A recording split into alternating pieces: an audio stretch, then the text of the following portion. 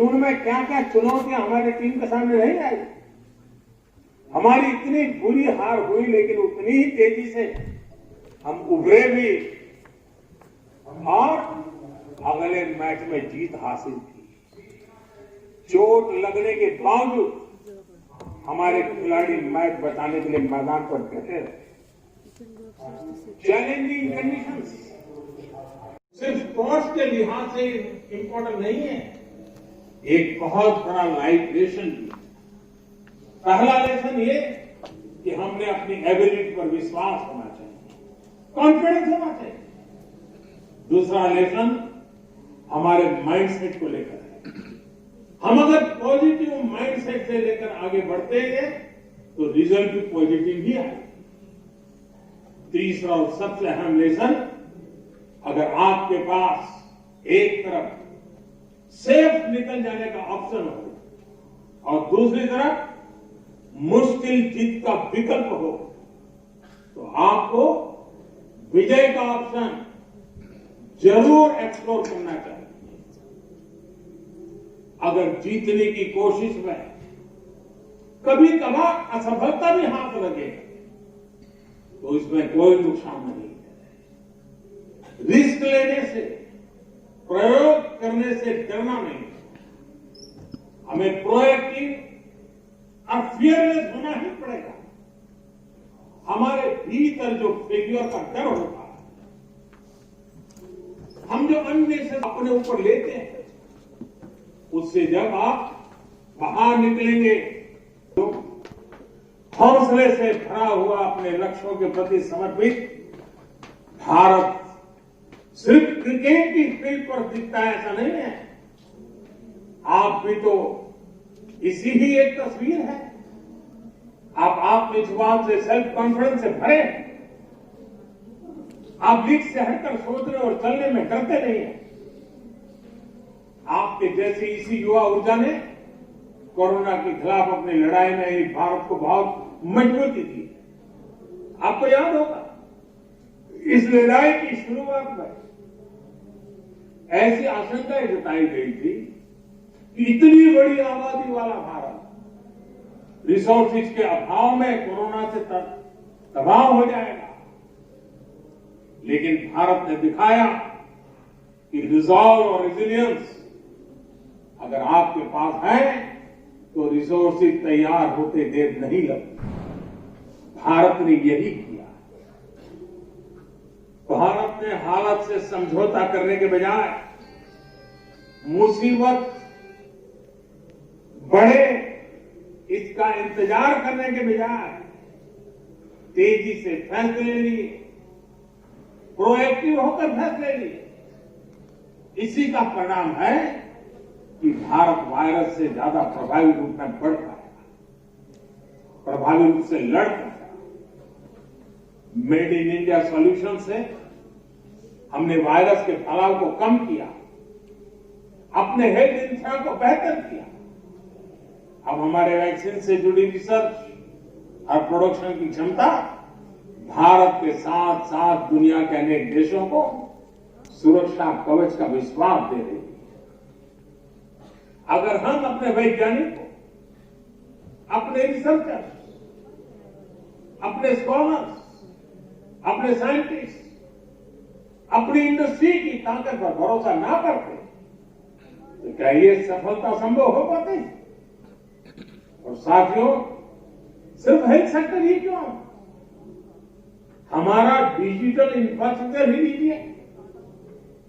अगर हम भी ये मानकर बैठ जाते कि भारत में लिटरेसी के अभाव में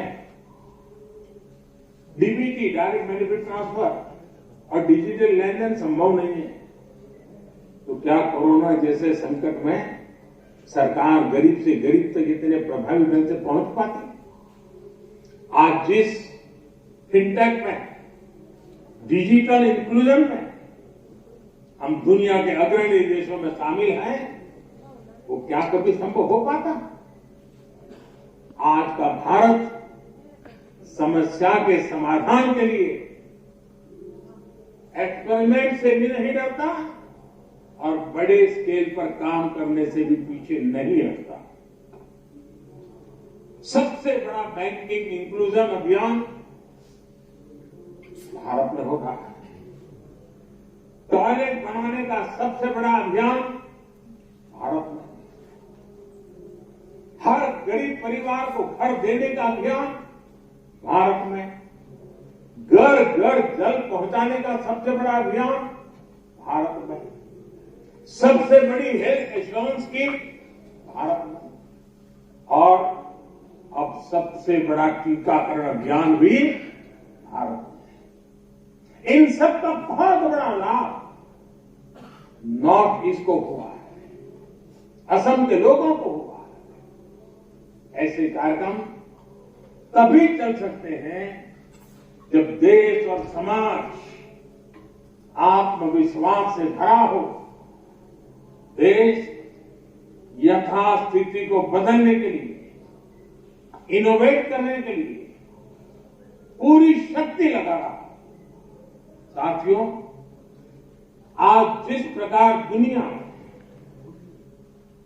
भारत में नई टेक्नोलॉजी का प्रसार हो रहा है, उससे हर क्षेत्र में नई संभावनाएं पैदा हो रही है।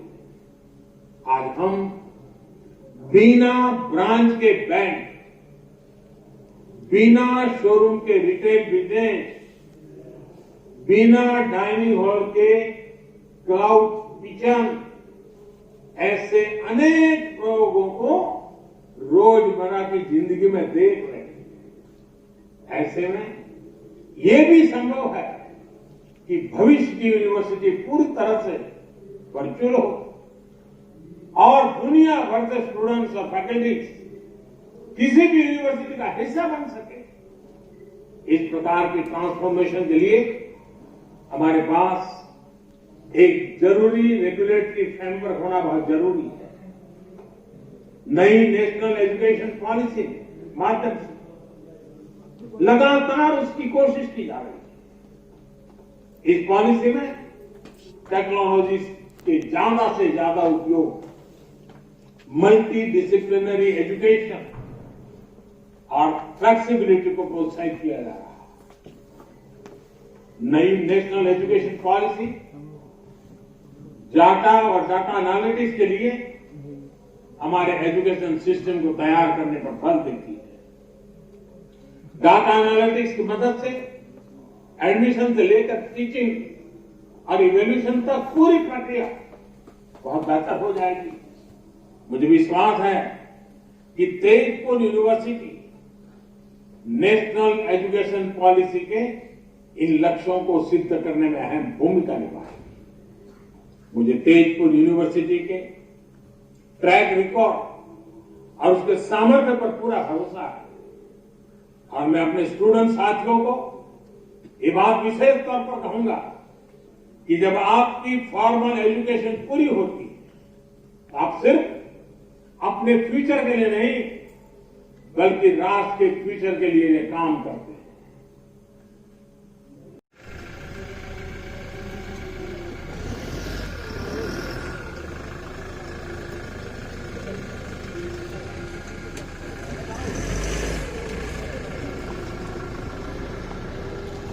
और खोल दीजिए। नहीं है और नहीं जाए खिसकेगा।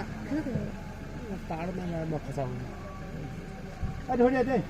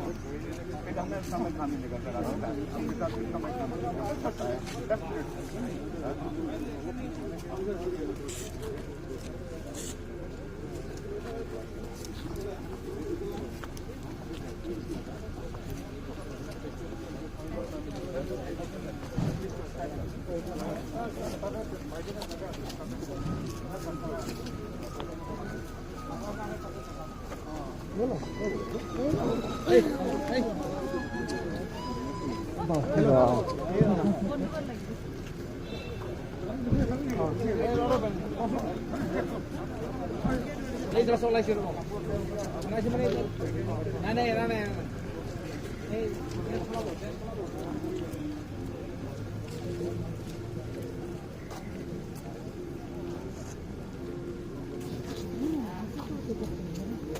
क्या गिरी जाने के लिए ना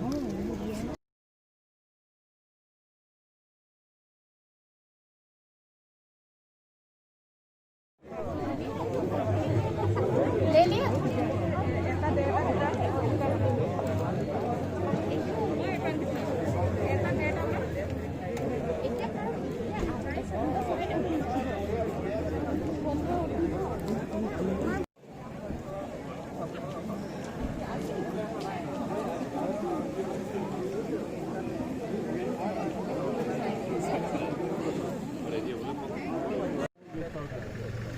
तो गाड़ी ऐसे रोकना होगा कि हेलीपैड को